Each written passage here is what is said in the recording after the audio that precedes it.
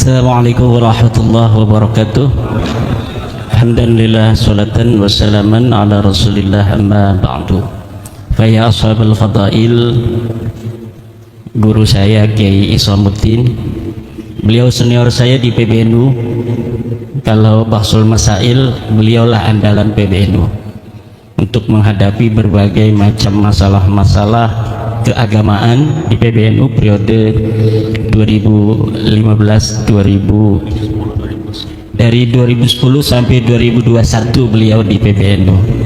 Beberapa kali saya mungkin beliau belum kenal karena saya masih perwakilan dari PW mengikuti bahsul masail, dan beliaulah yang biasa untuk memberikan deskripsi masalah yang akan dibahas dalam beberapa kesempatan bahsul masail.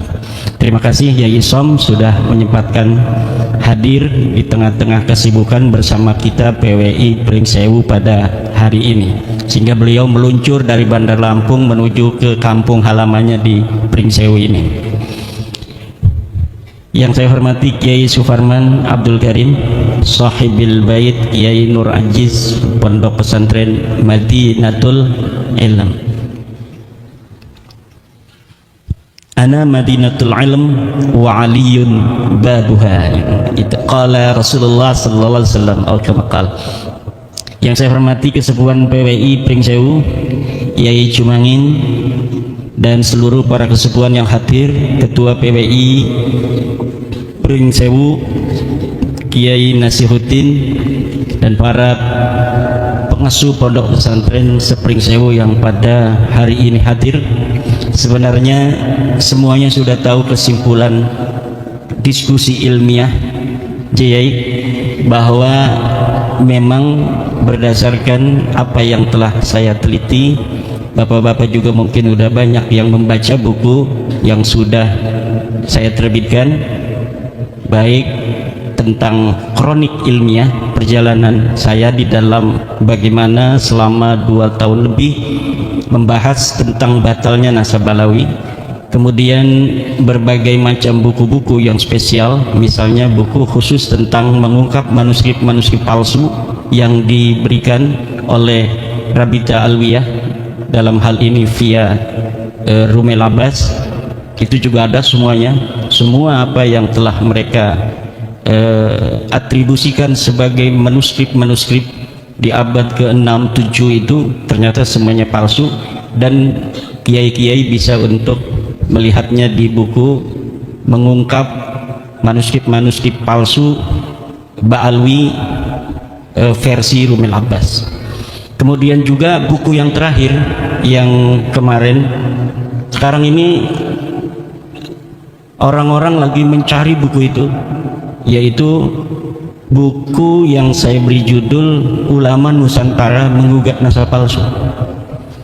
Itu dalam beberapa bulan saja itu sudah hampir 1000, padahal harganya mahal ya. Harganya itu diterbitkan oleh penerbit teman saya itu, karena saya itu kan nggak biasa untuk menulis kemudian ingin dijual gitu, enggak. Pokoknya saya menulis, saya taruh di PDF, saya sebarkan agar bisa dibaca. Siapa aja yang mau mencetak silahkan, kan begitu.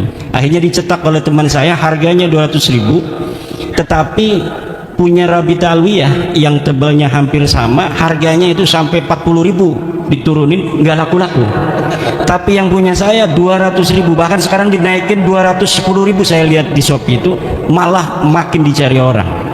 Ini adalah sebuah indikator bahwa mayoritas masyarakat ini bersama kita, dan kesimpulannya sama, bahwa Ba'alawi bukanlah cucu dari baginda Nabi besar Muhammad sallallahu alaihi wasallam. Sebenarnya mereka sudah ada kesimpulan sendiri di hatinya. Jadi tesis saya ini dijadikan sebagai bemper aja, ini ada. Padahal mereka udah dari dulu mungkin nggak percaya nih cucu Nabi tukang mintain duit begini, nggak percaya cucu Nabi ada yang nyolong motor orang, nggak percaya ada cucu Nabi. Semalam itu ada yang cerita di kampung apa di sana, semalam acara dia Marawis, bawa anaknya perempuan, mohon ke kiai itu ke kamar mandi, ternyata nyolong duit di kamarnya kiai itu. Ini anaknya yang marawis ini, Habib itu. Jadi nggak mungkin orang-orang yang menisbahkan diri pada Rasulullah kemudian mempunyai akhlak demikian. Nah, apapun itu sekarang buktinya sudah ada sebuah penelitian ilmiah. Sebelumnya penelitian firasah masing-masing itu sekarang sudah mendapatkan sebuah cantolan hukumnya yang secara ilmiah bahwa betul Ba'lawi ini bukan cucu Nabi. Dulu guru saya Yai Abuya Dimyati itu kalau ada Habib sini dulu ya incu Nabi ya, ini matanya dibuka dulu ya incu Nabi asli ya, itu artinya beliau nggak percaya, tetapi tidak pakai dalil, tidak pakai data, itu kasfan, maka tidak bisa untuk diikuti karena kasfan itu tidak bisa diikuti. Jangankan muka sapa hanya dalam dalam masalah nasab, hanya dalam masalah Ramadan saja, walaupun bertemu Nabi malam kita bertemu Nabi mengatakan besok adalah Ramadan, itu tidak bisa dijadikan dalil untuk bisa menjadi patokan orang berpuasa. Nah gitu. Jadi mimpi, kasab dan sebagainya itu laisat hujjatan lil hukmi. Nah, saya ini mengadakan penelitian ilmiah. Bener nggak ini Habib ini cucu Nabi?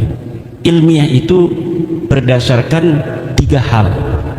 Pertama adalah dia harus bersifat logis, kedua harus empiris, ketiga harus pragmatis.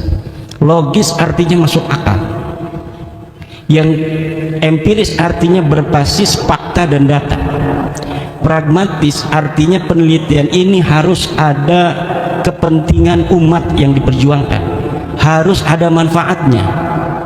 Nah, Ba'lawi mengaku cucu Nabi dengan segala akhlak yang mereka pertontonkan, pendawiran wama syabaha yang terjadi di berbagai macam lapisan masyarakat, bukan hanya di kiai, di pejabat, di pengusaha, termasuk yang paling empuk itu kiai, karena kiai itu husnudonya tinggi karena manhajnya manhaj ketum. Kalau yang manhaj ketum gampang ditipu, makanya jangan mau kalau dalam nasab ini pakai manhaj ketum. Sama ketum kita manhaj organisasi ikut beliau, tapi manhaj Ba'lawi jangan ikut ketum karena kita bisa dijajah, karena Ba'lawi itu hanya mau mengambil manfaat, mendawir, menekan itu hanya kepada mereka yang masih husnudon. Kalau yang sudah merdeka, proklamasi saya keyakinan bahwa Ba'lawi bukan cucu Nabi, itu gendamnya Ba'lawi itu nggak bisa masuk ke kita. Gendam doktrinnya itu bahwa mereka cucu Nabi, kemudian mereka minta uang. Kalau misalnya nggak minta uang, kita ini sungkan, takut kualat, nggak barokah, itu hilang apabila kita sudah proklamasi bahwa sesungguhnya Ba'lawi bukanlah cucu Nabi. Hal-hal yang mengenai penelitian ilmiah dan lain-lain saya serahkan pada Kiai Imad. Udah beres itu.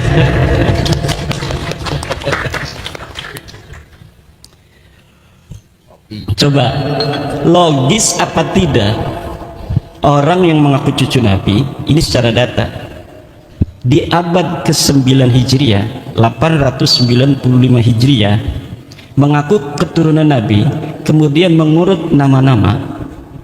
Ali bin Abu Bakar, namanya Asakron ya, 895 Hijriah. Nama saya Ali bin Abu Bakar bin Muhammad bin Abdurrahman Asigar bin Maula Dawilah bin Ali Sahibud Darak bin Ali Al-Ghayyur bin Faqih Muqaddam bin Ali bin Muhammad Sahib Mirbat bin Ali Qali Qasim bin Alwi bin Muhammad bin Alwi bin Ubaid bin Ahmad bin Isa. Ahmad bin Isanya 345 Hijriah. Sementara di abad-abad itu sudah banyak kitab nasab. Di abad keempat katanya Alwi ini hidup 400 Hijriah, berarti abad kelima. Di abad kelima sudah ada kitab Tahdhibul Ansab karya Al-Ubaidili 435 Hijriah. Tidak ada di sana mengatakan Alwi ini adalah cucu daripada Ahmad bin Isa.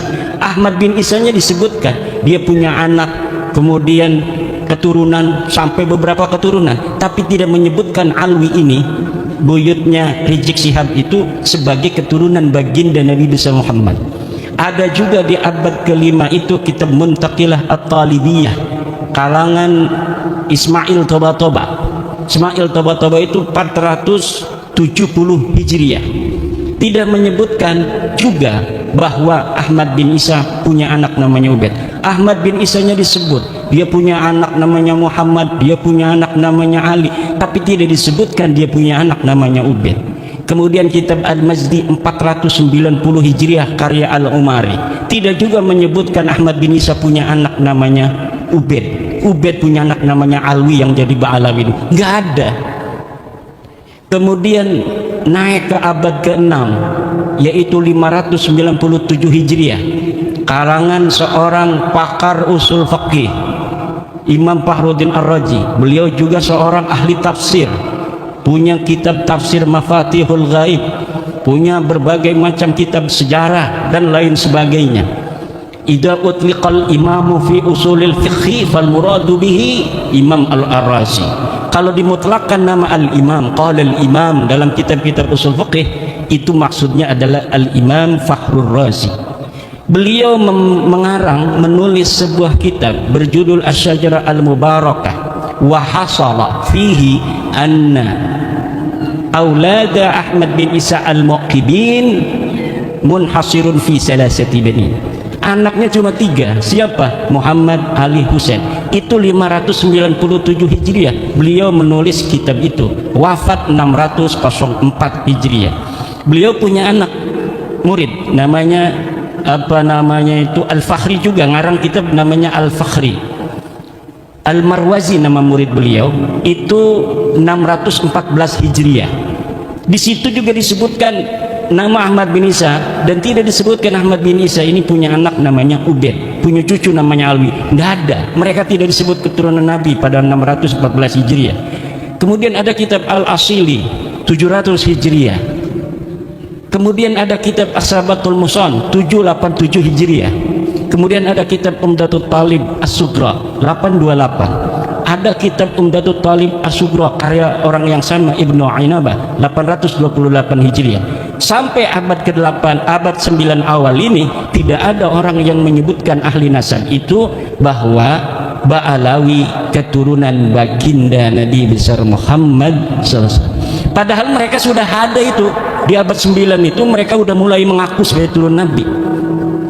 Ali bin Abu Bakar As-Sakran ini sudah mengaku keturunan Nabi di abad 9. Tapi orang-orang Yamannya saja itu tidak ada yang mencatat mereka sebagai keturunan Nabi di abad 9 itu. Maka saya sebutkan ada 550 tahun kosongnya riwayat antara pengakuan dan orang yang diaku. Orang yang diaku 345 Hijriah, mereka mengaku 895 Hijriah. Hitung pakai kalkulator 550 tahun. Itu kalau kita mau kasihan. Itu versi kasihan, itu 550 tahun itu. Versi yang tidak kasihan dalam ilmu nasab itu, dalam ilmu nasab, sebuah kitab sejarah la yuqaddamu bihalin ala ma yusbituhun nasabun. Ilmu sejarah, sejarawan tidak bisa didahulukan dari apa yang telah ditetapkan oleh ahli nasab. Sedangkan Ali As-Sakran ini ngarangnya kitab sejarah tasawuf dan amalannya. Maka walaupun ada susunan dia menyebutkan nama sampai Ahmad bin Isa, itu sebenarnya dalam ilmu nasab tidak dianggap sama sekali. Adanya nama mereka itu muncul dalam kitab nasab, dalam kitab Tuhfatut Talib 996 Hijriah. Itu kalau dihitung 651 tahun. Cuma dalam kitab Tuhfatut Talib yang menyebut nama-nama mereka itu, Alwi sudah ada di situ tuh. Karena kan mengakunya 895 Hijriah. kemudian 996 Hijriah ada masuk nama dia. Masuknya apakah berdasarkan maraji? Tidak. Orang yang mengarang kitab itu, Tuhfatut Talib, namanya As-Samarqandi, mengatakan, saya melihat fi ba'dit ta'aliq, dalam sebagian kertas-kertas ta'liq. Jadi bukan berdasarkan maraji dari kitab-kitab, tetapi berdasarkan apa yang dia temukan dari kertas yang ada di pinggir jalan. Dia nemuin aja, wah dan bin masukin aja supaya kitab saya agak banyak lah. Itu hanya begitu saja. Di dalam ilmu nasab, ida urifal wadi'u intafal istidlal. Apabila ditemukan dan diketahui pemalsunya, maka istidlal itu hilang. Nah, kitab Tuhfatut Talib ini tidak bisa untuk dijadikan referensi. Kenapa? Walaupun dia kitab nasab, tetapi penulisnya sudah iktiraf bahwa dia mendapatkannya bukan berdasarkan maraji dari kitab-kitab sebelumnya. Sedangkan di dalam kitab nasab, nasab itu bisa diisbat hanya oleh kitab-kitab nasab. Jadi kitab-kitab nasab yang ada di sejak masa 199 Hijriah, Abnaul Imam fi Misrawasan, itu Abnaul Imam kitab aslinya yang kemudian pada abad kelima dipalsukan, katanya ini karya Yahya bin Ismail Toba-Toba, padahal itu karya Ibrahim Toba-Toba yang wafat 199 Hijriah. Itu sudah ada kitab nasab 199 Hijriah, sudah ada kitab nasab, ditulis semua keturunan Imam Hasan dan Imam Hussein. Gak bisa orang masuk sembarangan.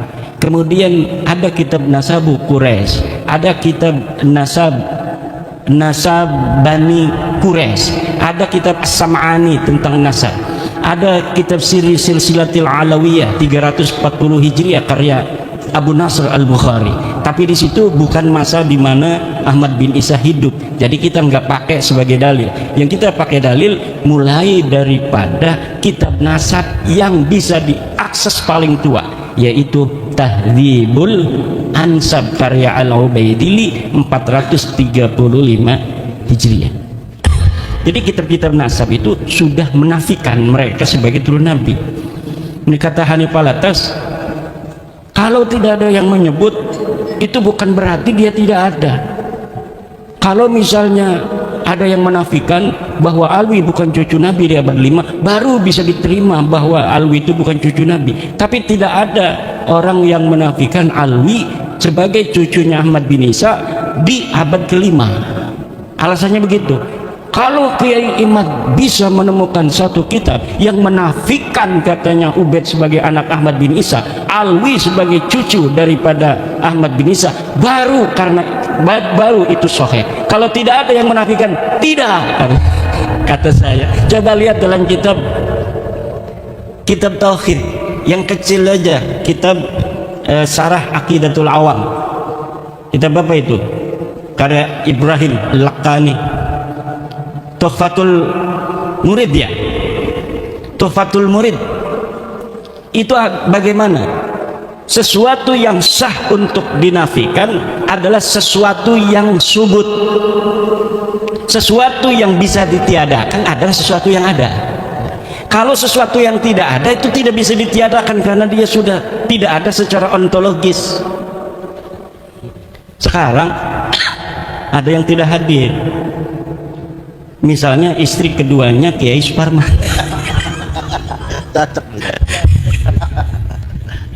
Istrinya ada, makanya saya candain.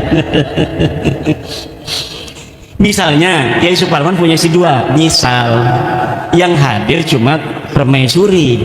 Ada misalnya namanya Mesaroh, misal. Kok Mesaroh tidak ada? Nah, tidak ada itu karena memang tadinya ada. Tapi kalau memang sesuatu itu tidak ada, maka bagaimana sesuatu yang tidak ada kemudian kita nafikan? Itu dalam teori filsafat itu tidak logis. Kalamun ghairu mantiqiyin, kalam yang tidak mantiki, yang tidak logis, tidak masuk akal. Nah, ini akan panjang ini karena semuanya sudah paham. Nanti kita di dalam diskusi aja, bahwa begini kesimpulannya, untuk mengetahui dia diisbat cucu Nabi atau tidak itu menggunakan metodologi nasab, ilmu nasab dan kitab nasab. Secara kitab nasab mereka sudah hakul yakin kata orang Irama bahwa mereka bukan cucu Nabi.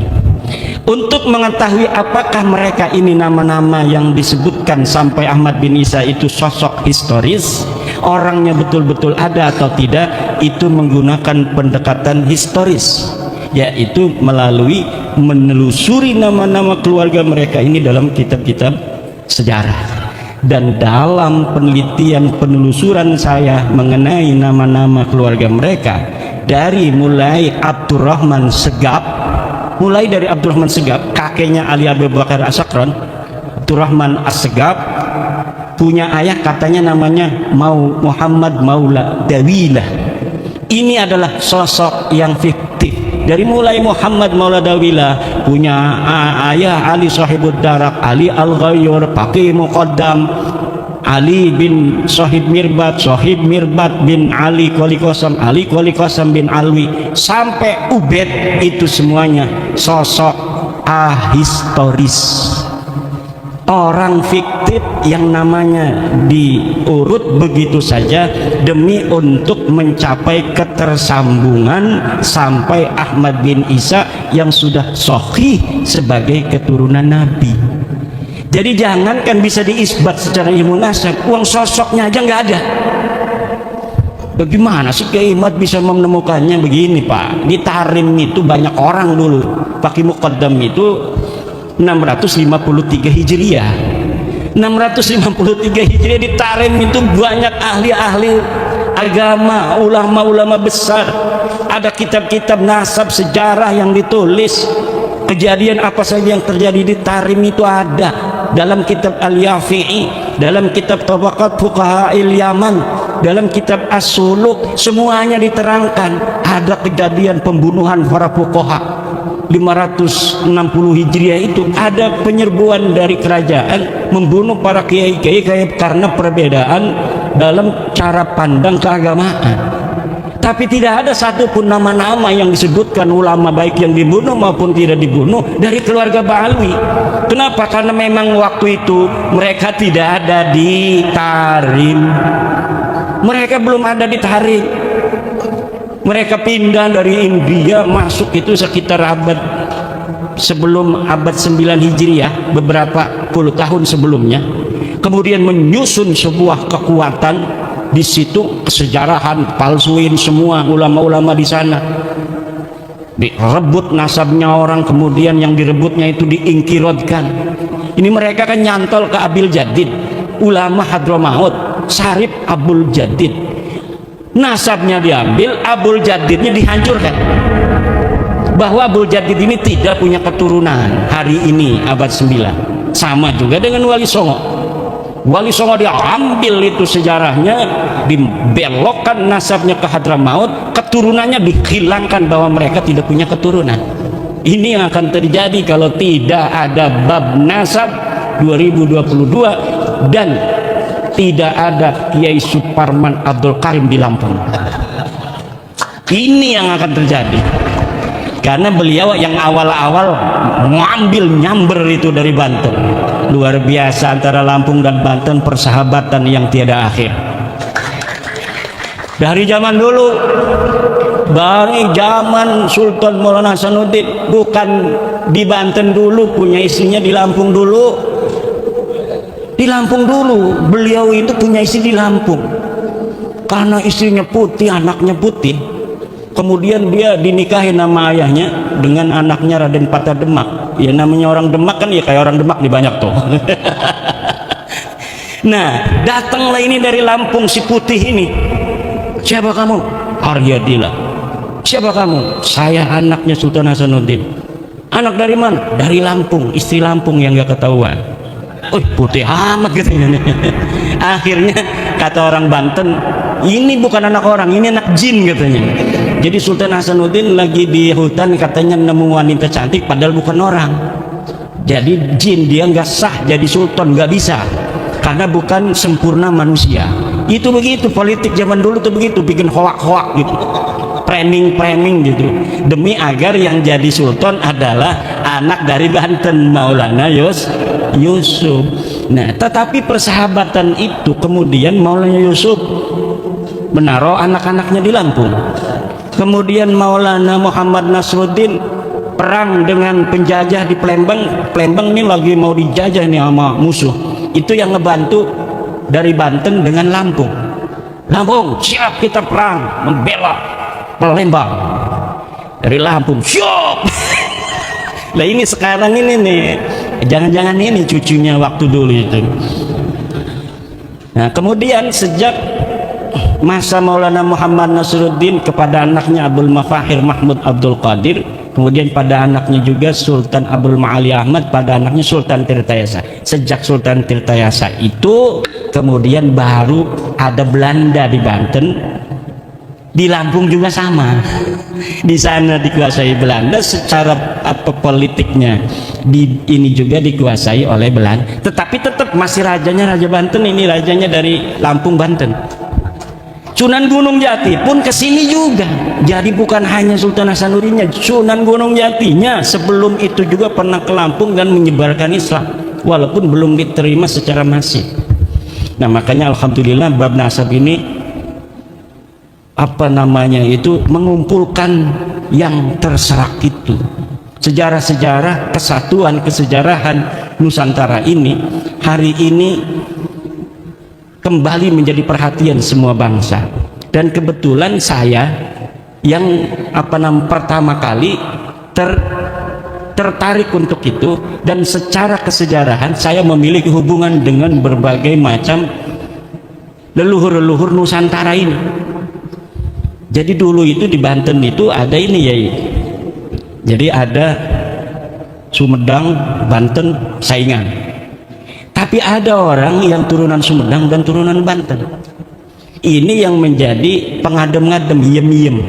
Dan itulah leluhur saya. Jadi yang bisa bikin adem ini. Kemudian dengan Mataram saingan juga, walaupun saudara, sama-sama keturunan Pemanahan, Ki Ageng Pemanahan. Tapi kemudian beberapa generasi Banten dan Mataram bersaing. Siapa yang bisa untuk merekatkan, mengadem-ngadem? Iya, namanya Raden Arya Wangsakara.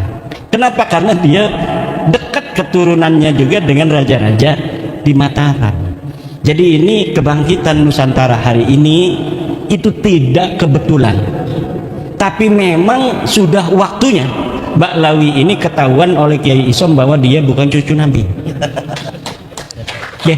Tanpa penelitian saya, Kiai Isom ini udah yakin 100% beliau orang yang sangat pemberani.